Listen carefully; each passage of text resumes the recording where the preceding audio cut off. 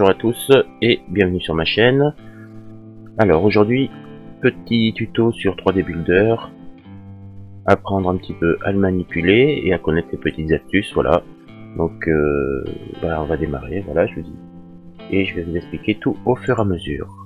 Voilà, donc voici 3D Builder, donc ici on vient juste de l'ouvrir.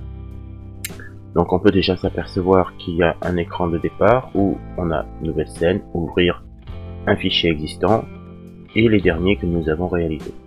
Donc là on va démarrer avec rien, donc on va cliquer sur nouvelle scène.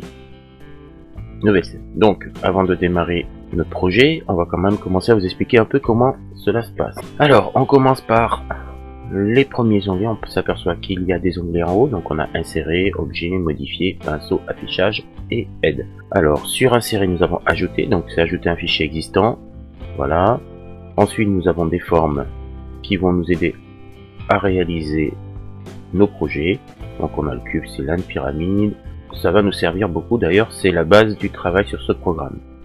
Ensuite nous avons objet, donc là on les voit pas très bien parce qu'effectivement on n'a aucun objet, donc on va insérer d'abord un objet, on va prendre un cube, voilà.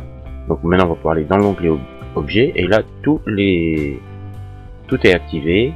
Donc on va pouvoir dupliquer, c'est-à-dire faire une copie de la pièce existante. Donc si je clique sur dupliquer, il va m'en faire une deuxième, on va la supprimer tout de suite, voilà. On resélectionne la pièce, copier, c'est-à-dire que on va faire une copie et on va pouvoir la coller. Voilà, c'est la même chose un peu que dupliquer, mais sauf que ça nous prend deux actions au lieu d'une. Alors, donc on a copier, couper, coller, voilà, supprimer, bon, pour supprimer, bon ça supprimer on peut le faire au clavier en touchant sur en cliquant dessus pour supprimer. Ensuite on a positionner, donc positionner ça nous permet de changer la pièce, regardez, on peut la faire tourner, voilà. Ensuite on a inverser, donc là c'est pour inverser la pièce, donc sur un cube ça peut être un peu difficile à voir, mais ça nous permet d'inverser la pièce, voilà. Et mesurer, un outil qui peut être utile pour vérifier nos cotes. On va continuer dans nos onglets, on a modifier, donc dans modifier on a simplifier, donc simplifier ça veut dire simplement retirer des angles. On a le niveau de réduction, voilà, nombre de faces d'origine était à 12, et là il nous en proposait 8. Mais pour le moment, ça c'est pareil, on va pas l'utiliser. Alors, fractionner, donc ça, fractionner, ça peut être très utile quand on a des pièces qu'on veut couper. On peut conserver le haut, conserver le bas, ou conserver les deux, ce qui peut nous permettre de couper une pièce en deux. Alors, relief, c'est très utile pour personnaliser ces objets. On va pouvoir écrire directement, voilà, j'écris bricolo dessus. On va cliquer dessus, voilà, et bricolo, voilà, et on peut agrandir, diminuer les dimensions. Donc là on a ça j'en parlerai après, on va décocher quand même pour vous montrer que je peux simplement agrandir et choisir la taille de l'impression, voilà. Alors ça fait pas beaucoup, mais c'est pour personnaliser des objets, c'est très utile, voilà. Donc relief c'est extruder vers le bas, bon ça c'est des éléments qui peuvent être intéressants, voilà, par exemple si je clique là, vous voyez, je viens extruder vers le bas, je monte, je choisis ma hauteur, extruder vers le bas, hop, et voilà, j'ai une pièce extrudée. Voilà, fusionner, donc ça on va s'en servir souvent pour assembler des pièces, donc si on a plusieurs éléments qu'on est venu rajouter, cela va nous permettre d'en avoir qu'un seul. Comme vous pouvez voir à droite, ici, nous avons une pièce qui est bien le cube, mais si on en a plusieurs dans l'élément, elles seront toutes alignées de ce côté là. Et quand on va les fusionner, ben, il ne restera qu'une seule pièce. Donc ici on n'a pas soustraire parce qu'on n'a qu'une seule pièce, mais on va le voir tout à l'heure. Creux, voilà, on peut creuser une pièce. Voilà, par exemple là je vais dire 10 mm, pourquoi pas. Non, il ne l'accepte pas. Ah oui, il faut attendre d'abord. Il y a une barre de progression. Si je clique sur creux, ça veut dire que je vais faire un vide à l'intérieur. Voilà. Alors pinceau va nous permettre de changer la couleur de la pièce. Par exemple, on a la texture, mais on peut avoir aussi donc la couleur. Voilà, là on est sur texture. J'ai pris texture, bien sûr, pinceau. Au lieu de prendre couleur, voilà, je veux couleur. Donc là on est sur du vert. On pourrait changer juste la couleur de la pièce si je l'avais en noir, par exemple. Bon, pour le moment c'est pas très utile, quoique on y voit peut-être un peu mieux sur le noir. Mais comme les pièces, chaque pièce d'origine, comme on a vu dans insérer, ont déjà une couleur prédéfinie, on va laisser pour le carré, ça nous permet de savoir ce qu'on a placé comme pièce au début. Là on revient sur pinceau, donc on a vu couleur, texture, affichage. Donc l'affichage pour le moment, bon, on peut rajouter une ombre. Voilà, vous voyez qu'il y a une ombre en dessous, on peut l'enlever. Voilà, pardon, sur les côtés. Voilà, ce qui permet de voir quand même les différences de couleurs. On peut changer l'ombre, voilà, les couleurs, enlever des reliefs. Bon, tout ça c'est des éléments que pour le moment on n'a pas forcément besoin d'apprendre. Un rendu filaire. Bon, je vois pas trop l'intérêt pour le moment, mais je m'en suis pas encore servi. Des grilles. Bon, la grille on la retire, elle est derrière. La grille, je vous conseille de la garder. Ça vous permet quand même de vérifier où sont placés vos éléments. Et rayon X qui nous permet de voir à travers la pièce. Voilà. Donc là on voit bien qu'on a retiré le vide de tout à l'heure, sinon on le verrait. Voilà, on va revenir sur notre pièce normale. On va enlever tout ce qu'on a mis. Voilà. Le rendu filaire. On va remettre quand même l'ombre. On va quand même garder la couleur. L'ombrage, on va le garder parce que vous voyez, voilà, ce que je n'ai pas montré tout à l'heure. C'est que l'ombrage nous permet de voir quand même un peu mieux les angles. C'est quand même plus pratique. Voilà. On l'aide, on n'a pas besoin. Donc on va pouvoir commencer à travailler notre petit cube. Donc, on revient dans la série pour être tranquille. Donc ma pièce est de mesurer une certaine distance. Hauteur, largeur, profondeur. On s'aperçoit en bas que nous avons 3 onglets qui nous permettent de travailler un peu. Donc le premier c'est le mouvement, ce qui nous permet de déplacer les éléments sur les 3 dimensions. La rotation, ce qu'on a vu un peu tout à l'heure mais qui revenait là, ce qui est bien, c'est qu'on peut choisir un angle précis. Et la mise à l'échelle, donc le redimensionnement.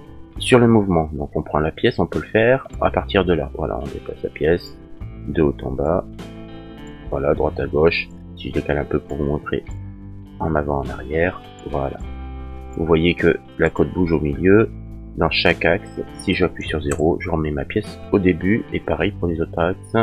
Voilà, là je l'ai pas remis à 0.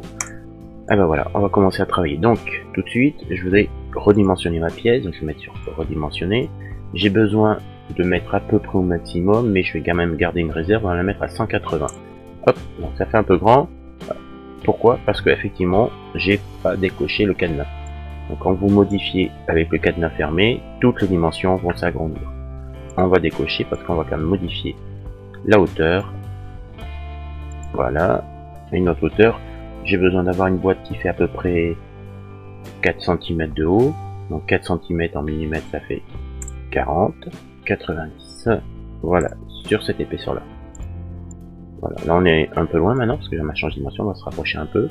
Alors vous voyez que quand je zoome, je suis un peu à côté.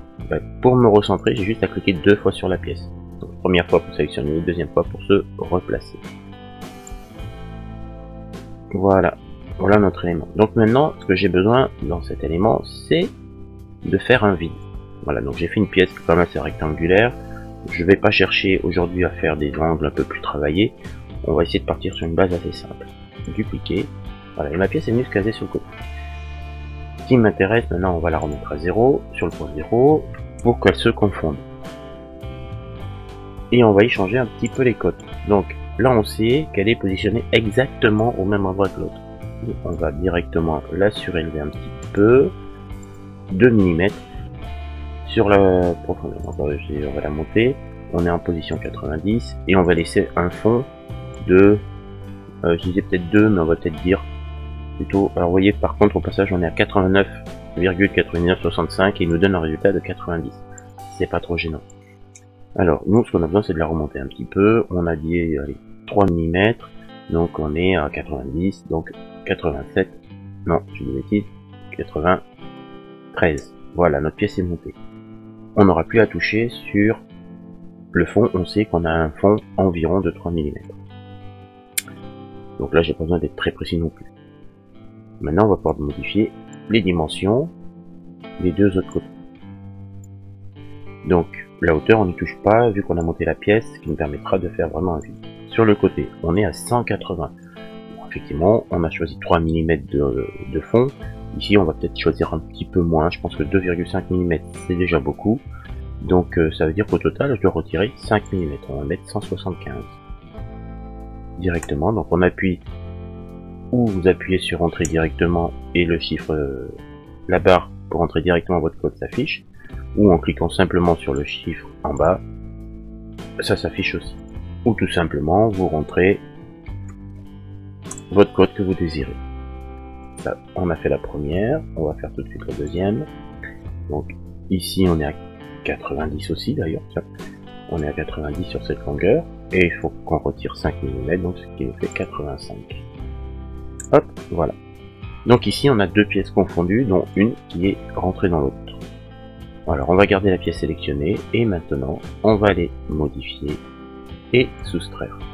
Et voilà, donc là c'est fait assez rapidement. Nous avons une boîte vide avec 2,5 mm d'épaisseur de paroi et environ 3 mm sur la partie du fond. Voilà déjà une première partie de fini. Donc dans cette boîte, vu que je vais venir rajouter quelque chose par dessus pour faire ressortir ce que je veux, ce que je vais imprimer après par dessus, donc sur la deuxième pièce, donc il va falloir que je rajoute des éléments avec des trous. Donc on va insérer une nouvelle pièce, on va reprendre un cube, et là on va aller déjà lui donner sa cote, on va le décaler un petit peu pour le modifier. On sait que on a une hauteur de, on n'a pas besoin d'utiliser toute la hauteur, mais pour éviter les erreurs d'impression sur une partie, on va directement le mettre à sa bonne hauteur. Donc si vous avez un doute de vous rappeler, vous cliquez sur la partie en dessous. Merci, voilà, elle est sélectionnée, et notre hauteur elle est de 90. Donc ici on va y mettre, même si on sait qu'on a quelques millimètres en moins, on va lui mettre une hauteur de 90. Alors on revient sur la hauteur, on sélectionne celle-ci, on prend bien la hauteur, on est à 40, on va mettre 90. Pour faire nos 4 petits ongles, donc on n'a pas besoin de grosse épaisseur, il nous faut qu'on puisse faire un trou de 2,5-2,7 mm pour insérer une vis en M3 dedans, et donc un cube de peut-être 4 mm de côté va nous être utile. Donc là on diminue les deux côtés, 4 mm, et voilà. Et cette barre bien sûr on voit qu'elle est un petit peu grande, donc c'est pas 90, je disais bêtises tout à l'heure. Alors sur la hauteur on est à 40, moi je disais 90, non. Donc, hop, on va la remettre à 40, je sais pas pourquoi, hop, 40 c'est plus sympa, et ça ira faire vite. Allez, on va positionner ça ici, hop, je me suis trompé, on est là. Alors maintenant on va position, on va venir caler ça ici, à l'angle. Donc là, ce qui s'est passé, c'est que la pièce est venue se poser sur la partie extérieure. Mais comme on sait qu'on a 2,5 mm d'épaisseur et qu'on veut le garder, donc on va se mettre dans les deux angles ici.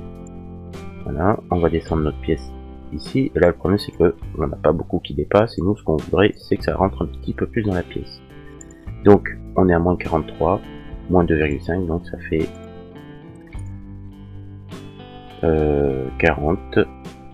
Virgule, on met bien la virgule, on met pas le point, ceci on met le point, ça se met en rouge, donc on met bien la virgule 5 sur le premier. Celui-ci on est à 88, donc il faut retirer 2,5, donc ça fait 85,5. Oula, j'ai un 8 en trop, je sais pas pourquoi j'en ai 8, hop, entrée, et voilà. Donc comme nous avons une pièce qui est centrée, c'est pour ça que je vous ai donné l'intérêt de la pièce qui est centrée ici, qui est sur ces points 0. Donc, pour tout simplement travailler et replacer exactement les autres, on va faire du copier-coller déjà. Donc, on va faire, pardon, pas copier-coller, mais on va d'abord aller dans dupliquer. On va la repositionner au même endroit que l'autre. Normalement, ça veut bien, de toute manière, voilà. Donc, normalement, on est bien à moins 40. Alors on va simplement inverser nos pièces puisqu'on sait que si bien tout est bien réglé, on va passer à 40 et elle va passer de l'autre côté. Et maintenant pour faire la même opération de côté, on va sélectionner les deux, on va dupliquer, on va les remettre ici directement, voilà, on est bien à 85 et bien on va passer à moins 85 et voilà.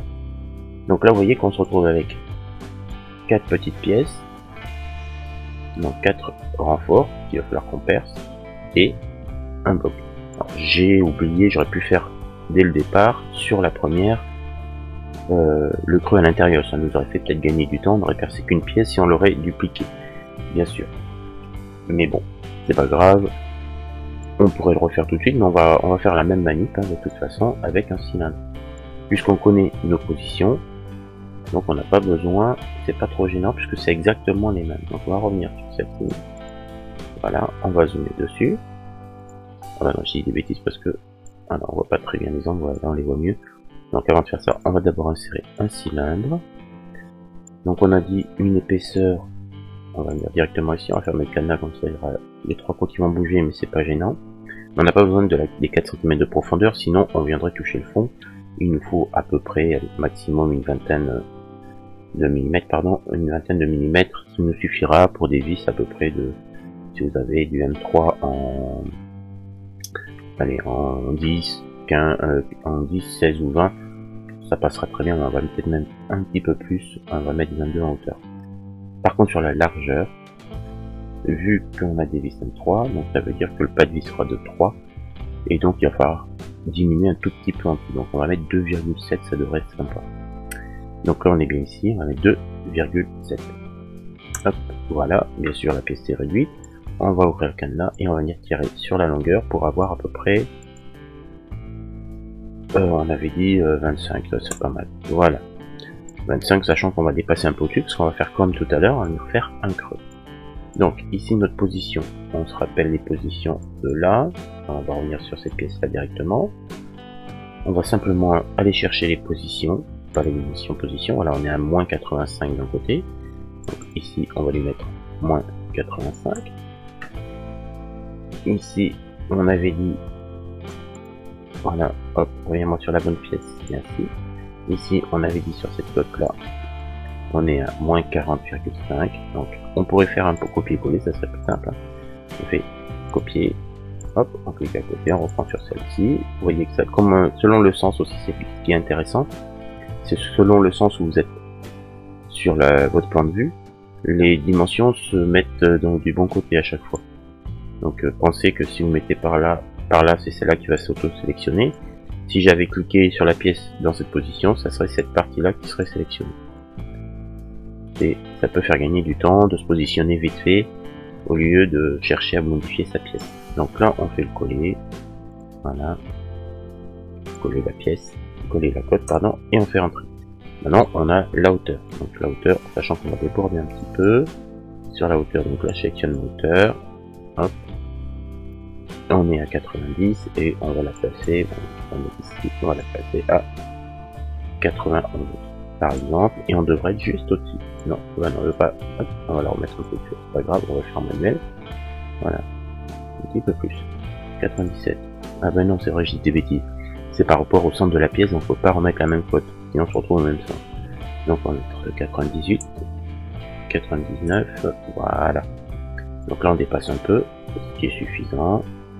Alors avant de la soustraire, on va aller la dupliquer, modifier, non, objet, dupliquer, je vais pas y arriver, c'est ça. Ici, on la remet au même endroit et on fait la même manip que tout à l'heure. On passe de moins 40 à 40.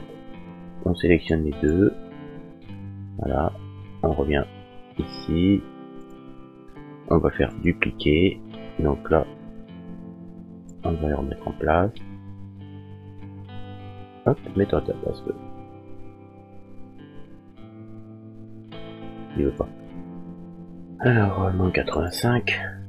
On va mettre directement à 85, c'est plus simple. Voilà.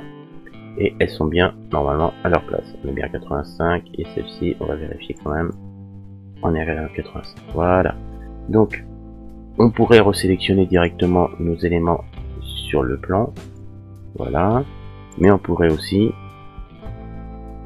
les sélectionner directement sur la droite ici, là où je suis en train de bouger, juste au-dessus de ma tête. Donc on pourrait les sélectionner ici. D'ailleurs je vois que j'ai pas tout sélectionné, j'ai pas sélectionné les bons. Donc, on va les sélectionner directement ici. Voilà. On va les fusionner. Ça c'est la petite astuce qu'il faut savoir. C'est quand vous voulez soustraire toutes ces pièces en même temps, le mieux c'est quand même de les fusionner ensemble. On va faire pareil avec la boîte extérieure. Voilà, et les 4 renforts qui sont là pour les fusionner. Voilà, comme ça on aura au résultat 2 éléments. Voilà, on voit bien qu'on a notre boîte avec nos 4 éléments et nos 4 petites pièces intérieures. On va les sélectionner pour pouvoir les soustraire. Voilà, on les a sélectionnés et on va pouvoir soustraire, et comme ça, voilà, on a nos 4 petits trous pour les vis. Donc, voici une grosse partie de notre boîte qui est réalisée. Maintenant, on va y intégrer un trou. Donc, je vais pour pouvoir fixer à l'intérieur. Donc à l'intérieur, on va pas trop s'embêter, on collera les LED parce que c'est un boîtier avec des LED dedans. Et on va venir simplement faire un trou pour le passage de fil. Et comme j'ai l'intention d'y mettre 2 systèmes d'éclairage, un éclairage avec un petit bouton, j'ai récupéré un système avec des LED de couleur. J'aimerais bien le récupérer, et donc je vais mettre un petit bouton supplémentaire pour activer ces petites LED. Voilà. Donc l'objectif c'est de faire un petit trou sur un côté. Donc si on considère que notre vue de face, elle est que je dis pas de bêtises. Hop, voilà, notre vue de face. En général, la vue de face c'est celle-ci, c'est par rapport au chiffre. On pourrait la décaler, mais on va la laisser comme ça. Donc on va insérer un cylindre, un diamètre de fil en moyenne de USB, c'est à peu près 2,5-3 mm, on va les mettre à 2,5 parce que j'utiliserai un câble USB pour cette boîte sur un transfo en USB. Voilà, donc il sera branché directement sur les LED et le petit mécanisme qui fera le clignotement des LED que j'ai récupéré. Alors, on voit effectivement qu'on est comme tout à l'heure sur un diamètre de 40 ou une hauteur de 40. Donc avant de commencer à modifier, on va peut-être lui faire une rotation. Donc on clique sur la rotation et on va changer un degré, on va demander de tourner à 90. Maintenant on va changer la cote. Donc on va cliquer là, on a dit qu'il nous fallait du 2,5 mm, on va dire entrée, ça fait tout petit. On va ouvrir le cadenas et on va agrandir cette pièce jusqu'ici. Maintenant on va positionner ça. Hop, voilà. On va essayer de la mettre pas trop bas ni trop haut pour pas qu'on soit embêté, de manière que ça reste quand même proche du sol. Voilà, et que ça gêne pas à ce niveau là. Hop, ici on va la réduire quand même. Alors petite astuce aussi, essayez de réduire au maximum les éléments qui vous servent à faire du vide. Voilà, ça évitera l'ordinateur à trop faire de calculs. Donc jusque là on est bon, et on va pouvoir modifier, soustraire. Et voilà, on a fait notre petit trou pour le passage de fil. Voilà notre premier élément qui va nous être utile. Alors, ça c'est la première boîte. C'est la boîte, c'est le support. Maintenant ce qu'il va falloir c'est réaliser le chapeau dessus. Et là on va mettre un petit peu plus de technique et en même temps de la couleur. On mettra de la couleur pour montrer ce que ça fait. Donc là la boîte elle sera imprimée en noir, donc on pourrait modifier, on va juste pour montrer, pinceau, couleur, et on va mettre en noir, on va plus rien en noir, sinon on va changer un peu de couleur, on va une couleur un peu moins dure, donc ça c'est ce qu'on a fait tout à l'heure. Regardez ça, c'est pas gênant. Ok, voilà une boîte noire, voilà une boîte qui va nous servir pour notre base, en bleu par exemple, on voit bien aussi en bleu. Je la ferai pas en bleu. Est-ce que je peux avoir un gris peut-être? Un petit gris sympa. Ça c'est blanc. En blanc on voit aussi un peu moins, mais on voit bien. Voilà. La partie basse, je viens de rajouter 2 petits trous pour les 2 interrupteurs. Donc maintenant il ne reste plus qu'à enregistrer. Donc enregistrer, vous avez le petit logo en haut à droite, ou alors vous avez la possibilité aussi de cliquer ici. Donc vous pouvez faire nouvel onglet, ouvrir, enregistrer, c'est tout. Enfin, ça vous connaissez un peu, c'est un peu standard chez Microsoft. Donc j'ai déjà enregistré ça, parce que ça c'est ma base. Donc on va aller dans mes fichiers STL. Voilà. On va dire boîte, éclairage, voilà, lettre avec un F, il y en avoir plusieurs, et attention de changer le format. Alors 3MF est préconisé pour 3D Builder, mais si vous voulez faire de l'impression 3D, je vous conseille quand même de passer sur du fichier STL. Voilà. Pour ce tuto, c'est fini, et je vous ferai une prochaine petite vidéo pour vous montrer le timelapse de l'impression de cette boîte, et de ces éléments et le petit assemblage. Voilà, et je vous dis à une prochaine vidéo. Merci à vous, ciao ciao.